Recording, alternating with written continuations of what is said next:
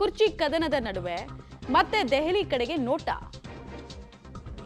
December 24ನೇ ತಾರೀಕು ದೆಹಲಿಯಲ್ಲಿ CWC ಸಭೆ ಆಗುತ್ತೆ. ಕಾಂಗ್ರೆಸ್ನ ವರ್ಕಿಂಗ್ ಕಮಿಟಿಯಿಂದ ಸಭೆ ಇದೆ. ಸಹಜವಾಗಿ ಕಾಂಗ್ರೆಸ್ ವರ್ಕಿಂಗ್ ಕಮಿಟಿ ಸಭೆ ಅಂತ ಹೇಳಿದ್ರೆ ಸಿಎಂ ಮತ್ತೆ DCM ಇಬ್ಬರಿಗೂ ಕೂಡ ಆಹ್ವಾನ ಇರುತ್ತೆ. ಸಿಎಂ DCM ಇಬ್ಬರದ್ದು ಕೂಡ ಒಂದೊಂದು ನಿರೀಕ್ಷೆ. ದೆಹಲಿಯಲ್ಲಿ ಯಾರಿಗೆ ಪೂರಕ ವಾತಾವರಣ ನಿರ್ಮಾಣ ಆಗುತ್ತೆ ಅನ್ನೋದು ಪ್ರಶ್ನೆ. AICC ನಾಯಕರ ಮೂಲಕ ರಾಜಕೀಯ ದಾಳಕ್ಕೆ ಸಿದ್ಧತೆಯನ್ನಂತೂ ಮಾಡಿಕೊಳ್ತಾ ಇದ್ದಾರೆ. ಸಹಜವಾಗಿ ಈಗ ಸಿಎಂ ಅವರ ಆಪ್ತರ ನೆಟ್ವರ್ಕ್ನಿಂದ ಸೋನಿಯಾ ಗಾಂಧಿ ಅವ್ರಿಗೆ ಏನು ಮೆಸೇಜ್ ತಲುಪಿಸಬೇಕು ಅದನ್ನು ತಲುಪಿಸ್ತಾ ಇದ್ದಾರೆ. ರಾಹುಲ್ ಗಾಂಧಿ ಅವ್ರಿಗೆ ಏನು ಹೇಳಬೇಕು ಅದನ್ನು ಹೇಳಿಸ್ತಾ ಇದ್ದಾರೆ.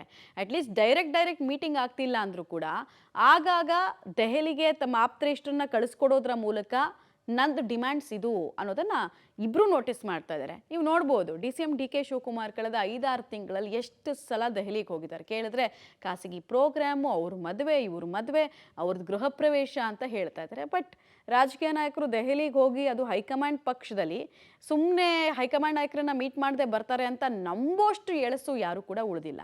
ಹೀಗಾಗಿ ಒಂದು ಕುತೂಹಲ ಅಂತೂ ಇದೆ. ಈ ಹೈಕಮಾಂಡ್ ಯಾಕೆ ಇವರಿಬ್ಬರನ್ನ ಕರೆದು ಮಾತಾಡಿಸ್ತಾ ಇಲ್ಲ? ಎಲ್ರಿಗೂ ಗೊತ್ತಿರೋ ಸತ್ಯ